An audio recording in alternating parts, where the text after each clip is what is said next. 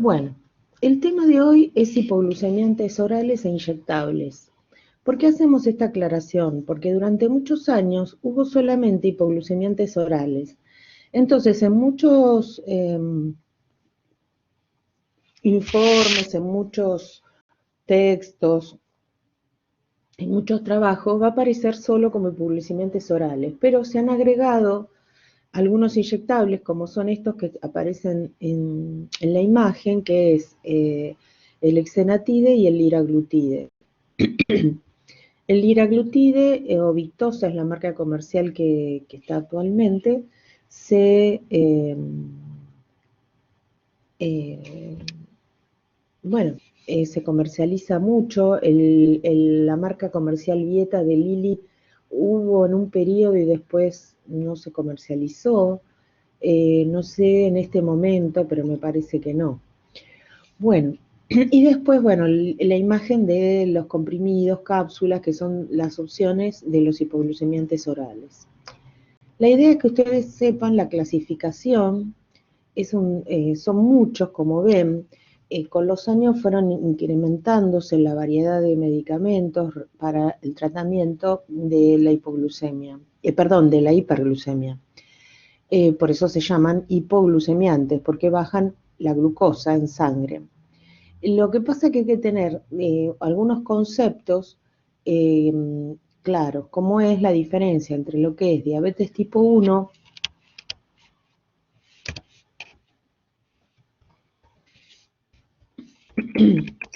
y diabetes tipo 2.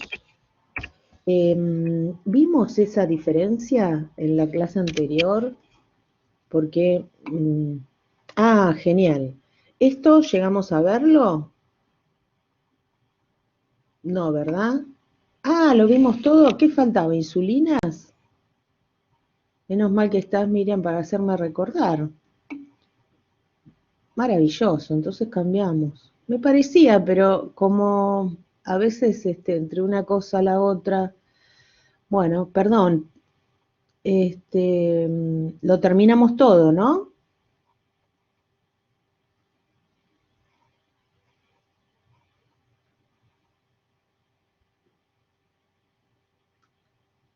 O sea, llegamos hasta el final,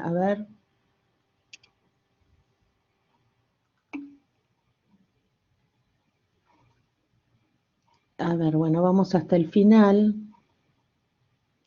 y vemos a ver si te recuerda. La sulfonilurea, sí, es cierto que habíamos estado charlando.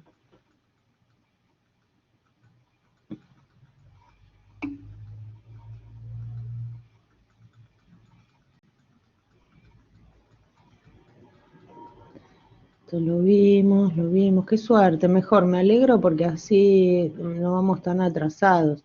¿Estas las vimos? No me suena. Las tiazolidinodionas. Bueno. Habíamos dejado acá, puede ser, la metformina, lo habíamos llegado a ver, puede ser. Bien, bueno, entonces pasamos a las tiazolidinodionas. Bueno, gracias. Bueno, perdón, vamos a continuar entonces con el tema, pero un poquito más avanzado, porque ya habíamos visto, claro, lo habíamos visto en la otra parte. Las tiazolidinodionas es otro de los grupos que tienen dos representantes, que son la rosiglitazona y la pioglitazona, ¿sí? Rosiglitazona y pioglitazona. Los dos son antihiperglucemiantes, igual que la metformina. A la metformina y a las tiazolidinodionas se los llama antihiperglucemiantes porque evitan el aumento de la glucemia, pero no por liberación de insulina, ¿sí? Sino mejorando la sensibilidad a los receptores de insulina. Y como dice aquí, mejoran la sensibilidad de los tejidos a la insulina porque justamente estimulan la sensibilidad de los receptores a la insulina. Por ende, disminuyen la resistencia a la insulina. Tengan en cuenta que la resistencia a la insulina se refiere a que los receptores no perciben la existencia de la insulina o no dan las respuestas adecuadas porque tienen baja sensibilidad. Entonces, cada vez se libera más insulina y cada vez se requiere también, hay todo un trastorno metabólico que es justamente la resistencia a la insulina, que es la etapa previa a la diabetes. ¿Por qué? Porque aumenta la insulinemia. Recuerden que lo comentamos al principio. Entonces, las tiazolidinodionas, en esto es similar a la metformina, ¿sí? Solo que en las tiazolidinodionas está más estudiado, con más detalle, porque son drogas relativamente más nuevas que la metformina. Entonces, también en los mecanismos podemos afirmar que aumentan la captación y la utilización de la glucosa en el músculo y en el tejido adiposo, pero en todos los tejidos, pero fundamentalmente en el músculo y en el tejido adiposo, porque son los tejidos, digamos, de mayor utilización de insulina, ¿no? De insulina y de glucosa. Entonces, justamente como hay muchos receptores de insulina en el músculo y en el tejido adiposo, porque además recuerden que el tejido adiposo necesita más insulina para poder metabolizar o incorporar la glucosa. Bueno, como decíamos, ¿qué diferencia habría con la metformina entonces, si son tan parecidas? Bueno, en que las tiazolidinodionas tienen un efecto que no es rápido, porque actúan a través de receptores nucleares. Entonces tardan como un mes a veces en dar un resultado. ¿Cómo es posible que actúen a través de receptores nucleares? Bueno, son muy liposolubles las tiazolidinodionas y entonces lo que ocurre es que por su liposolubilidad pueden pasar fácilmente a través de las membranas plasmáticas. Este dibujito ya tiene 11 años, pero igual,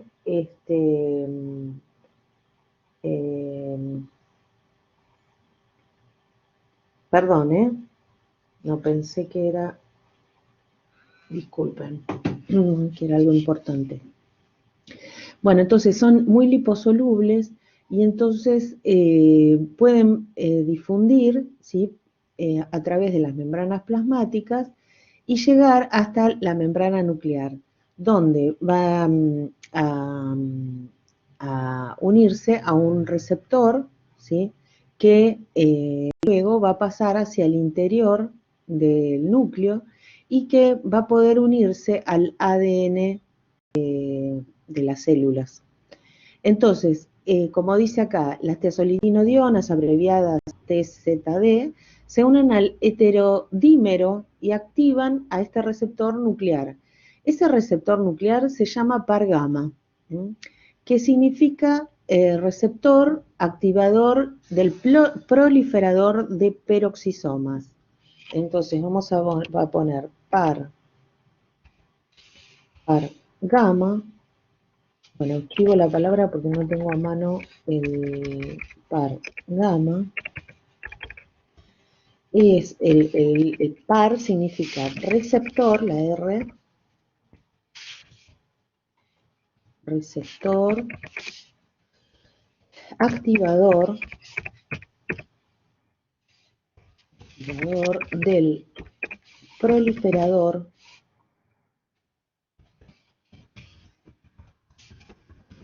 de peroxi.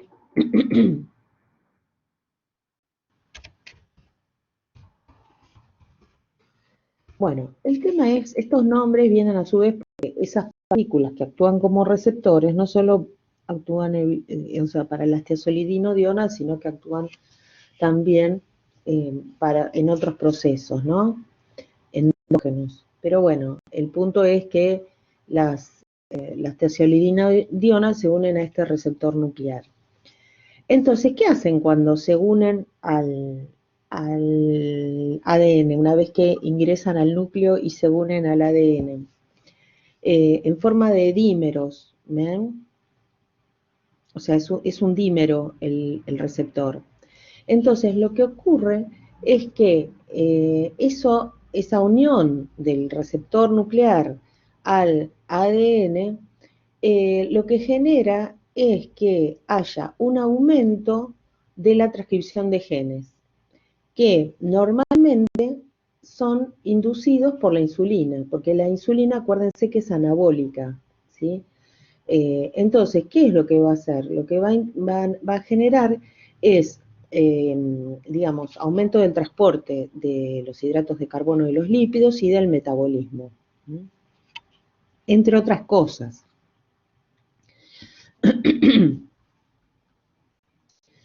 Bueno, acá tenemos la rosiglitazona, que es uno de los representantes, habla de la buena distribución, no importa tanto, la unión a proteínas plasmáticas, esta es muy alta, algo importante es que se parece en eso a la sulfonilurea, solo en eso, solo en que tienen alta unión a proteínas plasmáticas. Después, en cambio, la metformina no, ¿sí? Son parecidas a la metformina, las tiazolidinodionas o también llamadas glitazonas en cuanto al mecanismo, que son antihiperglucemiantes. Lo que evitan es el aumento de la glucemia. Regularizan la glucemia, pero no producen hipoglucemia en un paciente ni diabético ni no diabético, o sea, porque no liberan insulina. Bueno, se metabolizan ampliamente el 12,8. Esto es para tenerlo en cuenta cuando hay otro fármaco que se metaboliza por el mismo citocromo. Después lo demás, la verdad que el tiempo de vida media y demás, y que se excreta por eso se orina, bueno, si lo necesitan lo buscan, pero esto podemos obviarlo.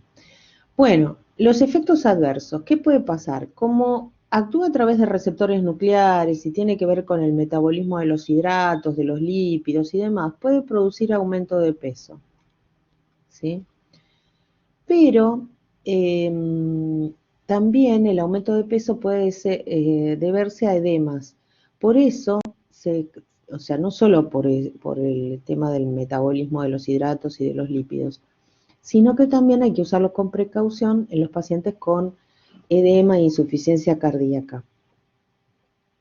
Y otro problema de las tiazolidinodionas o glitazonas es que se debe controlar la función hepática. ¿Por qué? Con las enzimas hepáticas. Porque el primer representante, que se llamaba trosiglitazona, se sacó del mercado por esta circunstancia, porque afectaba mucho la función hepática.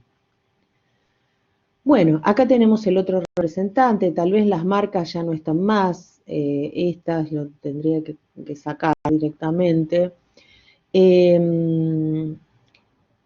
Todos estos, la metformina, las sulfonilureas, todos los hipoglucemiantes orales o inyectables son para la diabetes tipo 2, ¿sí?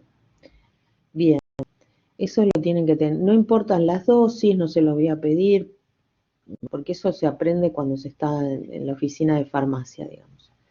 La pioglitazona tiene metabolitos activos, eso, y metaboliza por los citocromos 3A4 y 12,9, que estos sí son citocromos por los cuales se metabolizan muchos fármacos, el 3A4 y el 12,9. Entonces, esta puede ser susceptible a interacciones, ¿sí? No es porque ella haga alguna inducción, inhibición, no. El tema es que puede ser susceptible, o sea, si hay algún fármaco que es inductor o inhibidor del 3A4 o del 12,9, bueno, la pioglitazona se puede ver afectada. Cambiamos de grupo ahora. Entonces, para ir asociando de los hipoglucemiantes que tengo dos grupos que son parecidos porque el mecanismo es casi igual, que es liberación de insulina, que son las sulfonilureas y las meglitinidas. Los dos se unen mucho a proteínas plasmáticas. ¿Qué diferencia hay? Los dos se unen al receptor asociado al canal de potasio ATP sensible y estimulan la liberación de insulina. ¿Y qué diferencia hay entonces? Que es en un punto distinto, pero el tema es que las meglitinidas tienen menos efecto hipoglucemiante, porque la liberación de insulina es dependiente de la glucosa que esté circulante. Después, los otros que mencionamos eran las biguanidas con un solo representante, la metformina, y las tiazolidinodionas. ¿Qué tienen de común? Que las dos son antihiperglucemiantes, o sea que no van a regular la, la glucemia, pero no producen hipoglucemia en el paciente, ni en el diabético tipo 2, ni en el paciente sano. En cambio, las sulfonilureas pueden producir hipoglucemias en los dos, ¿no? Porque tiene que ver con la liberación de insulina. El único problema de la metformina puede producir hipoglucemia si se asocia a contrastes renales y demás, y otros tipos de contrastes que se eliminen por vía renal, y entonces hay que, digamos, suspender la metformina el día del estudio. Y no se metaboliza, queda así completa igual. Y la otra circunstancia es que tampoco se une muy poco a proteínas plasmáticas. En cambio, las tiazolidinodionas pueden producir aumento de peso en contrario con lo que es la, la metformina, que de hecho se usa para tratamientos para adelgazar. Y el otro tema, bueno, es que se une mucho a proteínas plasmáticas, cosa que no hace la metformina. Y bueno, hay que controlar las enzimas hepáticas. Con la metformina no hay ningún problema. Bien, y en cuanto a los mecanismos, en el de la metformina, como es una droga muy antigua y todavía, digamos, no se sabía tanto, entonces el punto es que eh, se considera que las tiazolidinodionas eh, tienen que tenerse en cuenta porque si actúan a nivel de receptores nucleares, en cambio las otras, la metformina no. Estuvimos viendo semejanzas y diferencias. Eso es importante que lo tengan en cuenta para, por ejemplo, para exámenes y demás. ¿Cuáles son las semejanzas entre los grupos y cuáles son las diferencias? O sea, juntar los que se parecen en algo, eso van a tener semejanzas y bueno, y también, porque si no serían la misma cosa, dar las diferencias. Bueno, el otro punto que tenemos que tener en cuenta, entonces, es un nuevo grupo relativamente nuevo, pero digamos que ya está teniendo uso masivo desde hace unos años, tendrán 15 años aproximadamente, estos fármacos que son los análogos de incretinas e inhibidores de la DPP4. Bueno, análogo o mimético significa lo mismo, que es parecido, mimético es que lo copia, ¿no es cierto? Entonces, ¿qué son las incretinas? Bueno, las incretinas son unas hormonas endógenas que todos tenemos a nivel intestinal. Y son las incretinas, algo habíamos hablado al principio de la clase, incretinas, son el HIP y el GLP1, ¿sí?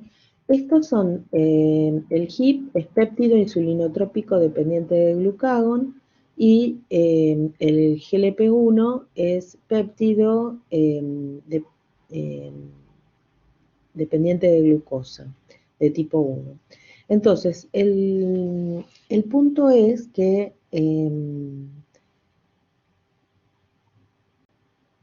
aumentan la liberación de... ¿Qué función cumplen en el organismo? Si son hormonas intestinales que se liberan cuando comemos.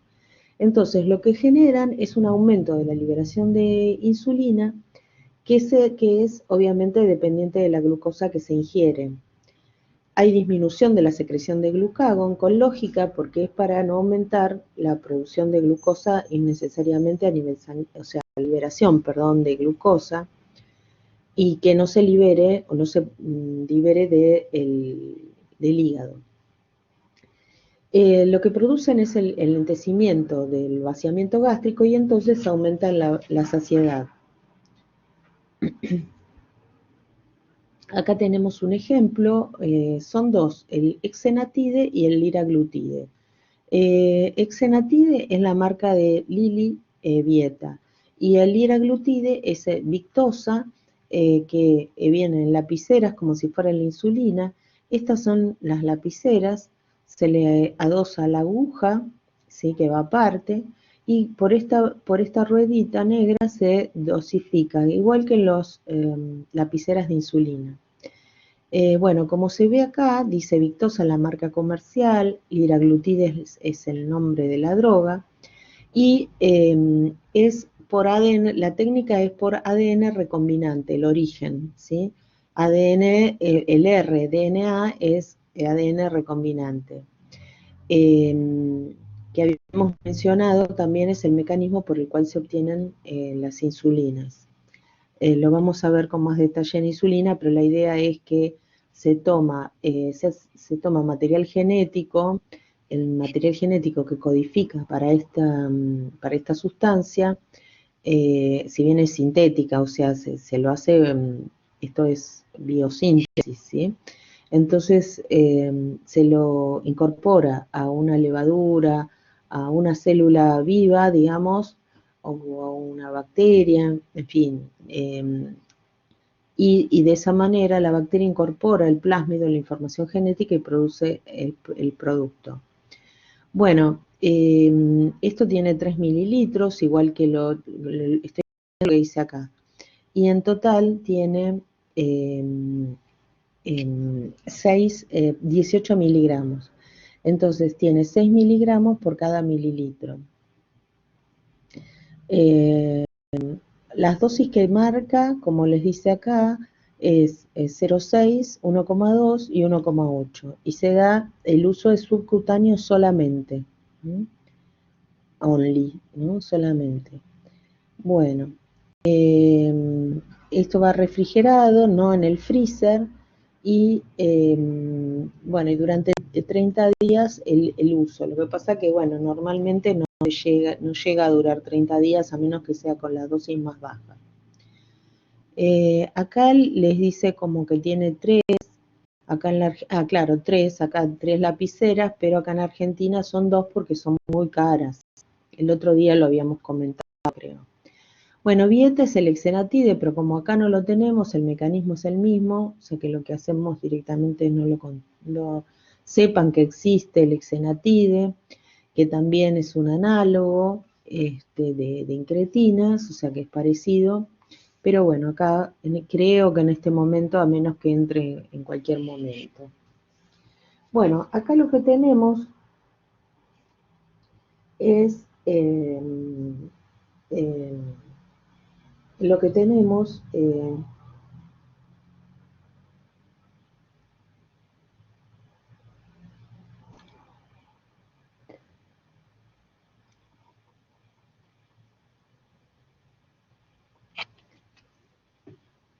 acá lo que tenemos es, bueno, el aparato digestivo, ¿verdad? Y el intestino delgado y el intestino grueso. Y entonces lo que está indicando es que tienen, miren, es un poquito más. Esto apareció en 2003, o sea que son 17, 18 años ya. Bueno, entonces lo que les está comentando que en las células L de Lilium se obtiene el péptido simiglucagón, creo que, no sé si lo dije bien, el GLP-1, digamos, anteriormente, así que confirman el nombre. Y después, o sea, ven que acá está GLP-1, péptido similglucagón, es el GLP-1, péptido similglucagón. Y en las células K del yeyuno se produce el HIP. El HIP es el péptido insulinotrópico dependiente de glucosa. Bueno, tengan en cuenta los nombres correctos, son estos que acabo de decir. Bien. Bueno, y entonces, ¿qué es lo que ocurre? Bueno, lo que ocurre es que cuando ingerimos la comida a nivel intestinal, se libera, ¿por qué hablamos mucho del GLP-1, del péptido similglucagón? Porque es el más estudiado. Entonces, cuando ingerimos la comida, a nivel intestinal se produce la liberación del GLP-1 y después se activa el GLP-1 que tiene un tiempo de vida media muy corto, ¿sí? ¿Por qué? Porque se pierden los dos últimos aminoácidos, este péptido, y por acción de la dipeptidilpeptidasa 4, que es la DPP4. Y entonces la DPP4 es la que se ocupa de romper los dos últimos, de cortar, digamos, los dos últimos aminoácidos del péptido y tenemos el GLP-1 inactivo. ¿Sí? O sea que el tiempo de vida media del GLP-1, como ven, es 1 o 2 minutos. ¿Por qué? Porque la idea es que cuando comes se liberen y esto se estimule la liberación de insulina y la inhibición del glucagón. Bueno, acá los representantes de los inhibidores de la dipeptidilpeptidasa 4 son, entre otros, la sitagliptina, la vildagliptina, la saxagliptina. Bueno, y entonces estos, eh, lo que ocurre es que en las personas sanas, cuando comemos, otra vez lo mismo, se liberan los dos tipos de GLP-1, son degradados por la enzima que está en el intestino, que puede estar libre o, o fija en las paredes del intestino, entonces son degradados rápidamente, pero aunque tengan un tiempo de vida media muy corta, producen a nivel del páncreas la liberación de insulina por parte de las células beta y la inhibición del glucagón, de manera tal de que no haya tanta producción de glucosa, o sea, producción en el sentido de la liberación, ¿no es cierto? Porque en el hígado, acuérdense que está como glucógeno. Entonces eso, al haber insulina, lo que genera es una mayor captación de la glucosa en el músculo y en otros órganos, y una disminución de la producción de glucosa. Eso es lo que hacen las incretinas, ¿verdad? Ahora, lo que ocurre es que por eso, a ver, ¿qué es lo que pasa? Bueno, esto es fisiológico. Entonces, ¿qué es lo que pasa? En los pacientes diabéticos la cantidad de incretinas está disminuida. Entonces, al estar disminuida, todo esto tiene o sea, un desequilibrio, no libera la suficiente insulina, no inhibe la cantidad de glucagón, o sea que esto es lo que nos pasa, un dato que faltaba, o sea, todos sabíamos que en el paciente con diabetes tipo 2 había un tema en los receptores, pero también una falta de insulina. Y después se encontró con la pieza que faltaba, que era justamente el tema de las incretinas que están disminuidas. Entonces no se libera tanta insulina y por eso se indican sustancias que liberen insulina. Pero bueno, entonces las opciones eran o le das más eh, o se le da más sustancias que sean similares a la incretina, como el liraglutide, por ejemplo, a las incretinas, o darle o sea, darle exógenamente un inhibidor de la enzima, de la dipeptidilpeptidasa 4. Entonces, si no funciona la dipeptidilpeptidasa 4, que estas las sustancias, los inhibidores de la dipeptidilpeptidasa 4, entonces acá va a haber más, no van a estar degradados el HIP y el GLP-1 y entonces va a ser mayor el efecto, ¿sí? Entonces vamos a poner acá que inhibidores de PP4 son la sitagliptina, la gliptina, saxagliptina, bueno, y hay más. Entonces,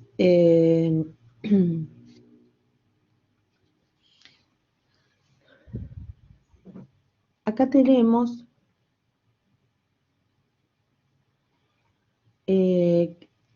que sí. Me tendría que fijar, a ver, esperame un segundo que me fijo. Porque como hay tanta variedad de productos, espérame un segundito que ya me fijo.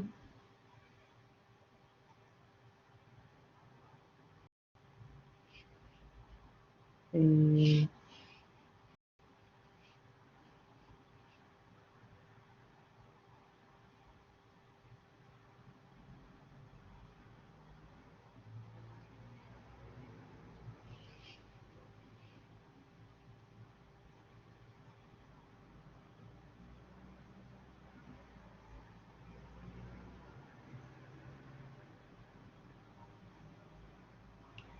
Acá está abriendo, es de casasco.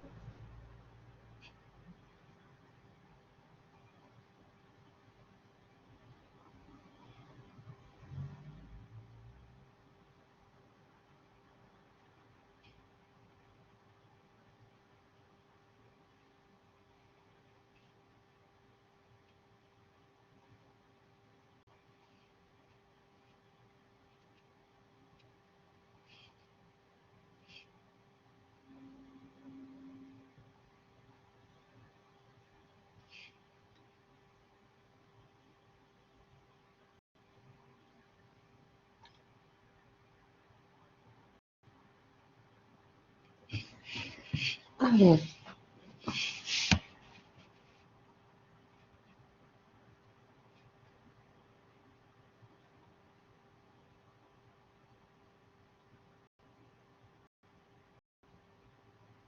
ver, está bajando.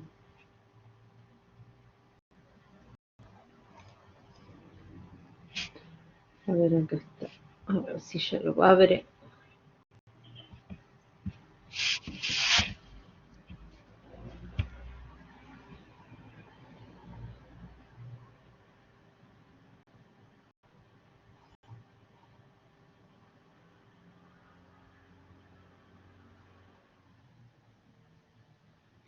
Sí, tenegliptina también es inhibidor de la DPP4.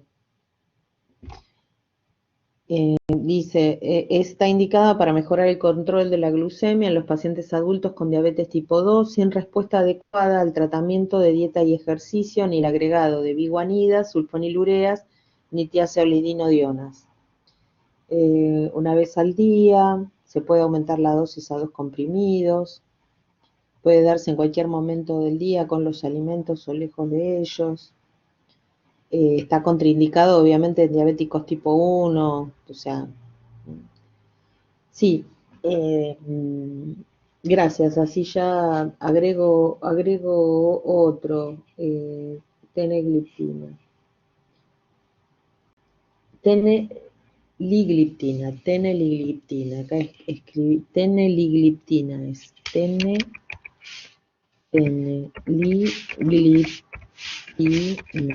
teneligliptina. Muy bien, no, de nada. O sea, por la terminación da, pero lo que pasa es que a veces hay algunos que bueno, que le ponen nombres parecidos y por las dudas prefiero mirar, ¿no es cierto? Pero van a seguir saliendo porque la verdad que son muy efectivos, se están usando mucho. Bueno, entonces, en los tratamientos en base a la incretina se pueden usar, se llaman los simuladores de incretinas, análogos de incretinas, miméticos de incretinas, que son por vía inyectable, son agonistas bueno, parecidos al GLP-1 y semejan los efectos de las incretinas. ¿Por qué este tratamiento? Porque en los diabéticos tipo 2 están bajas las incretinas. Y bueno, y son péptidos, ¿sí?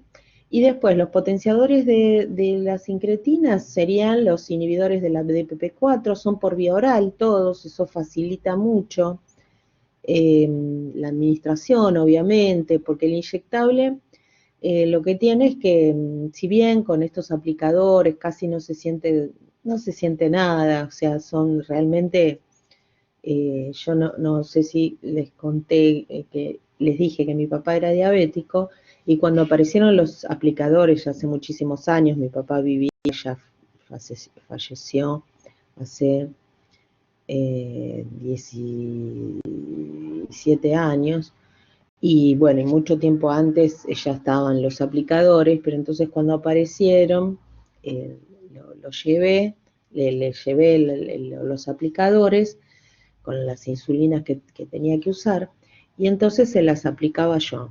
Y resulta que me decía, no me la diste. Le digo, sí, ¿cómo no te la voy a dar? No sentí nada. Y sí, no se siente nada. Y sobre todo en el abdomen no se siente nada. Entonces, pero bueno, no deja de ser un trastorno, ¿no? Hay que estar pendiente de las agujas y demás. Pero la verdad que los aplicadores y las agujas que vienen son... Y en el abdomen dar cualquier inyección, sea esta, sea insulina, sea... es como que realmente se siente muchísimo menos. Bueno, lo que decíamos es, aumentan los niveles circulantes en cuanto a las DPP4. Aumentan los niveles circulantes de GLP-1 y GIP endógenos, que estén sanos, ¿no? Que están intactos, no los inactivados. Y bueno, y constituyen agentes de bajo peso molecular que se unen a la dipeptidilpeptidasa 4 y la inhiben. Bien, entonces, acá dice, el bloqueo de la dipeptidilpeptidasa 4 puede mejorar la actividad de incretina y corregir la relación insulina-glucagón. Entonces, acá tenemos en la diabetes tipo 2, la respuesta de incretina está disminuida. Estos son los islotes de Langerhans. Y entonces se estimula la liberación de insulina e inhiben el glucagón. Entonces, mayor alteración de la función de, perdón, antes de hacer eso, la liberación de insulina, ¿qué pasa? No es tan buena, ¿no? Y también el tema del glucagón. Entonces, eso genera hiperglucemia. En cambio, cuando doy un inhibidor de las DPP4, se prolonga la actividad de las incretinas, el tiempo de vida media se prolonga, entonces hay una mayor liberación de insulina y vienen por las flechas, ¿no es cierto?, una menor liberación de glucagón. Entonces el glucagón, al haber menos glucagón, rompe menos el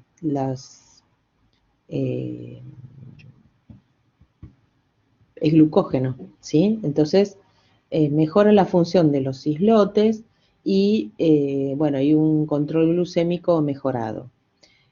Acá está, esto está publicado, es del 2005, ¿sí? Lo otro ya se estaba estudiando en el 74, pero bueno, esto es lo que va, en el 2005. Bien. Bueno, con el tema de los, digamos, lo que tienen que ver con incretinas, tenemos como para redondear el tema anterior, tenemos los análogos, miméticos, agonistas que son similares al GLP-1, y esos son los inyectables, liraglutide y exenatide. Y bueno, lo que hacen es compensar esa falta, así que como uno le da a un hipotiroideo, le da levotiroxina. O bueno, a un diabético que no tiene insulina, le da insulina, o sea, da la hormona que falta.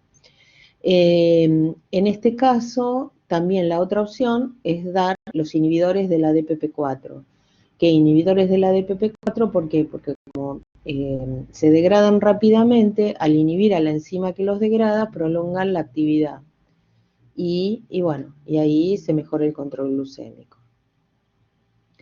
Bueno, entonces pasamos al último grupo, que son los inhibidores del transportador. Esto lo que significa es transportador sodio-glucosa de tipo 2. Entonces, estos son los más nuevos de todo, aunque ya tienen su tiempo, por Forxiga, que es dapaglifosina. No se entiende muy bien ahí.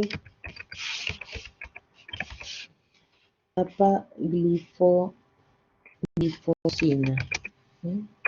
Terminan en mufosina, ufosina, los fármacos, estos inhibidores del transportador. Entonces, ¿cómo es el tema? Este sí se comercializa, me han comentado, no sé si es la caja original, porque a veces yo saco las fotos de internet, pero es como para que asocien con el nombre.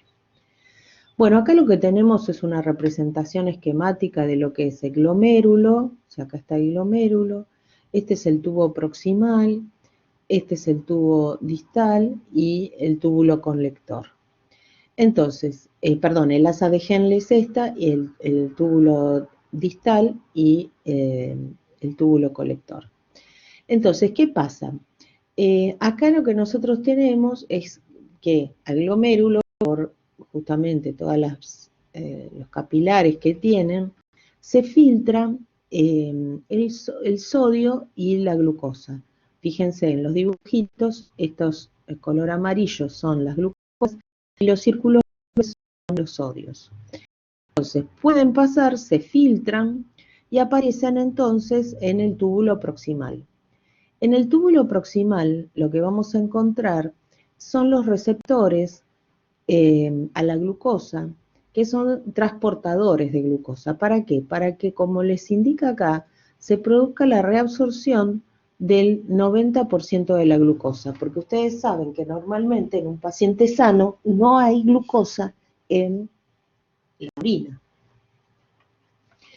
Entonces, después, esto estamos hablando fisiológicamente.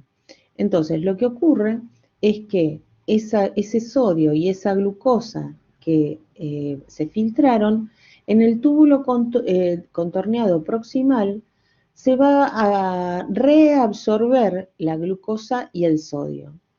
Fíjense en la imagen A de esta filmina de la 46, donde lo que vemos es justamente las células del túbulo contorneado, que son estas que se han agrandado, y entonces está el transportador sodio-glucosa porque se produce un cotransporte, o sea, se transportan juntos la glucosa y el sodio, ingresan a las células del túbulo contorneado y a través de los GLUT la glucosa sigue su camino, digamos, se reabsorbe y va a aparecer, va a ir a la circulación general. Recuerden que es en la mayor proporción, o sea, hay transportadores de tipo 2, sodio-glucosa, de tipo 2 y de tipo 1. Los de tipo 2 están un alto porcentaje en el túbulo contorneado proximal. Y los de tipo 1 están más digamos, en la última porción, en lo que sería el tercer segmento, y solo reabsorben el 10% de la glucosa. Entonces, ¿qué pasa? Esto es lo que ocurre fisiológicamente. Entonces, ¿qué pasa cuando yo doy un inhibidor del transportador sodio-glucosa de tipo 2? Veamos la imagen B. O sea, al dar el inhibidor del transportador sodio-glucosa de tipo 2, inhibo sí, es un cotransportador.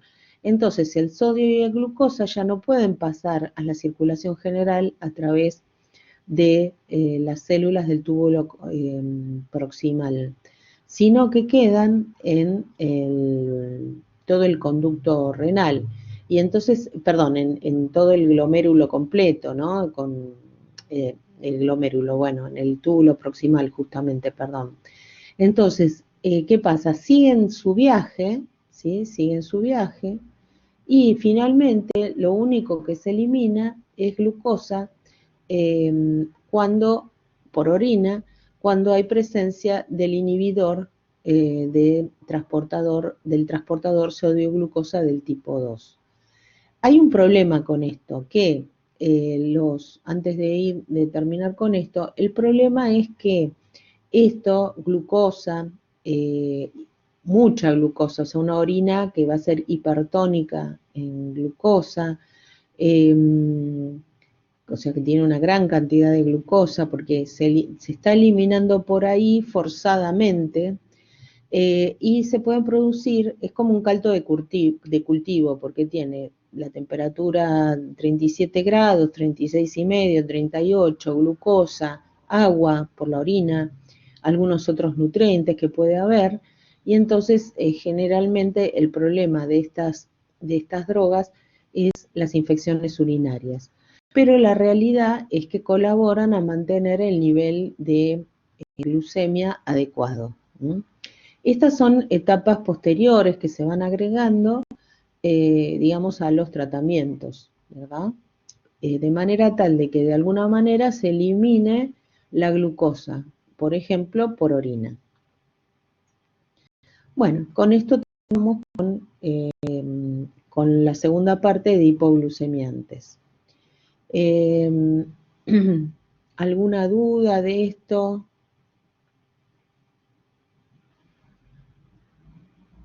Bueno, yo les voy a pasar, voy a ver si puedo, porque a ustedes les pasé un video sobre las incretinas, inhibidores de la recaptación, perdón, inhibidores de la DPP4.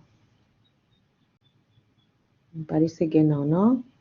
Voy a buscar para compartir. Bueno, entonces les voy a compartir el archivo. Voy a compartir pantalla. Compartir pantalla, pero antes tengo que abrir la... Me esperan un segundito el video. A ver si puedo... Si me acepta acá. Un segundo, ¿eh? Mientras tanto, voy buscando...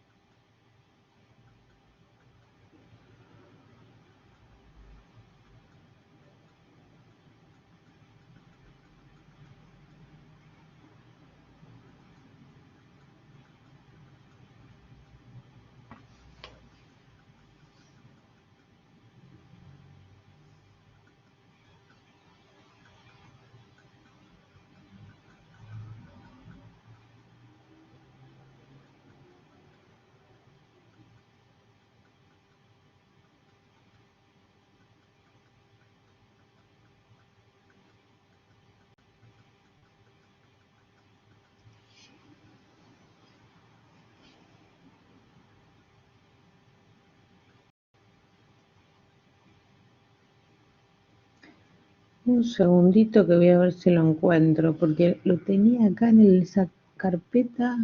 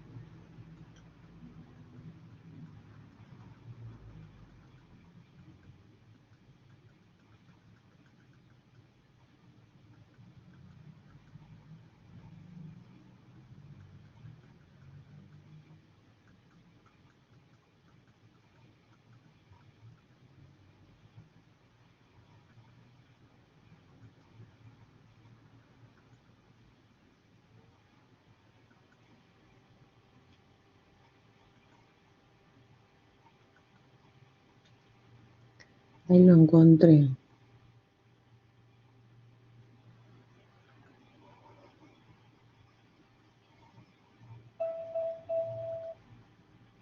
Bueno, a ver, ahora tengo que checar un poco acá. Ya les comparto, ¿eh?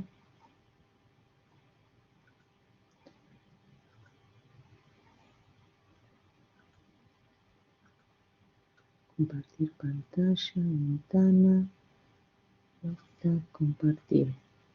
Bueno, ahí estamos. Ahí lo enciendo. Las sincretinas y la diabetes mellitus tipo 2, descubriendo una nueva pieza del rompecabezas. En la sociedad moderna, el incremento dramático de pacientes con diabetes mellitus tipo 2 indica que estamos frente a una epidemia global no controlada. Fisiopatología, digestión y diabetes mellitus. La glucosa es el combustible básico de las células en el cuerpo y es proporcionada, en parte, a través del proceso de la digestión de los alimentos. Durante la digestión, la hormona insulina es liberada por las células beta en los islotes de Langerhans del páncreas. La insulina actúa como una clave celular permitiendo el paso de glucosa del torrente sanguíneo a las células del cuerpo. En pacientes con diabetes mellitus tipo 2, a menudo la cantidad de insulina producida por las células beta es insuficiente. Otra hormona importante del páncreas es el glucagón. El glucagón es sintetizado y liberado por las células alfa, también localizadas en los islotes de Langerhans. Cuando los niveles de glucosa están bajos y el organismo requiere metabolizar carbohidratos para evitar hipoglucemia, el glucagón estimula al hígado para que libere glucosa que se ha almacenado como glucógeno. Un vistazo más de cerca de los mecanismos que regulan la producción de insulina de las células beta revela que la ingesta de alimento provoca la liberación de sustancias desde el tracto gastrointestinal. Estas sustancias incluyen a las hormonas llamadas incretinas. Los incretinas importantes son el polipéptido insulinotrópico dependiente de glucosa, o GIP por sus siglas en inglés, que es liberado de las células K al duodeno, el péptido 1 tipo glucagón, o GLP1, que es liberado de las células L en el ileón y el colon. En el páncreas, se ha demostrado que ambas incretinas estimulan una respuesta de la insulina de las células beta. Las incretinas en la diabetes mellitus tipo 2.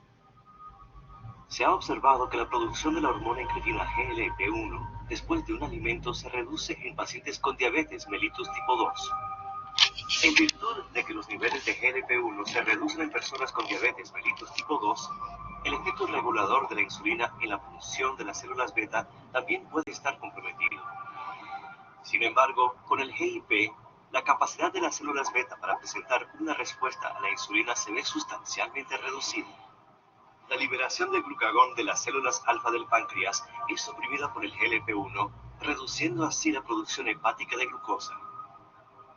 El mecanismo de las incretinas es altamente dependiente de la glucosa, como lo muestra un estudio donde se introdujo GLP1 en pacientes con diabetes mellitus tipo 2.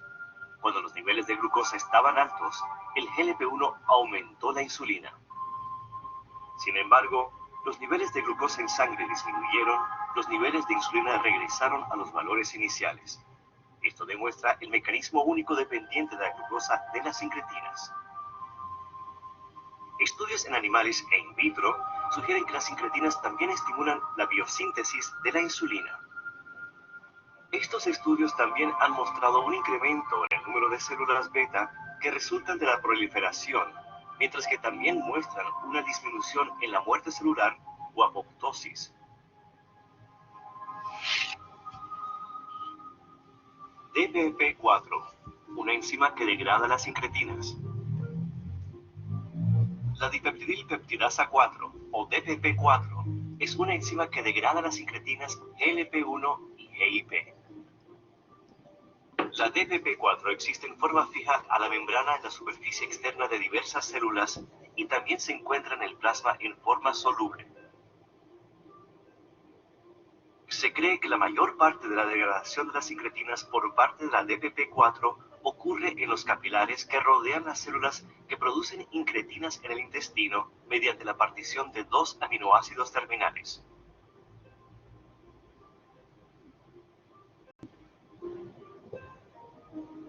De forma similar, el GIP se degrada rápidamente. La inhibición de la DPP4. Una posible solución a la rápida degradación de las incretinas por parte de la DPP4 es a través de la administración de un inhibidor de la DPP4.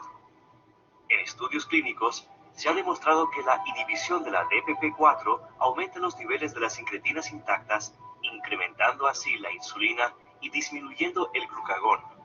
Esto dio como resultado un mejor control glucémico, mayor riesgo de hipoglucemia o de ganancia de peso.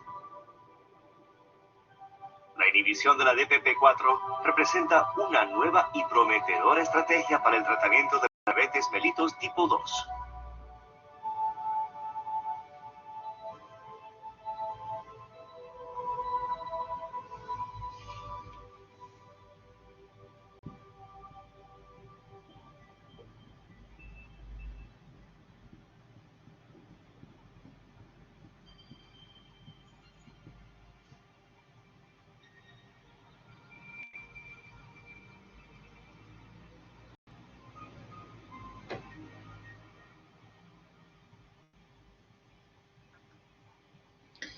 Bueno, lo voy a tratar de subir ahora a la parte de...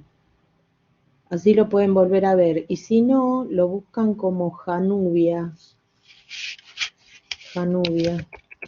que es, o era el nombre del producto de Merck. Un segundo, voy a tratar de subirlo.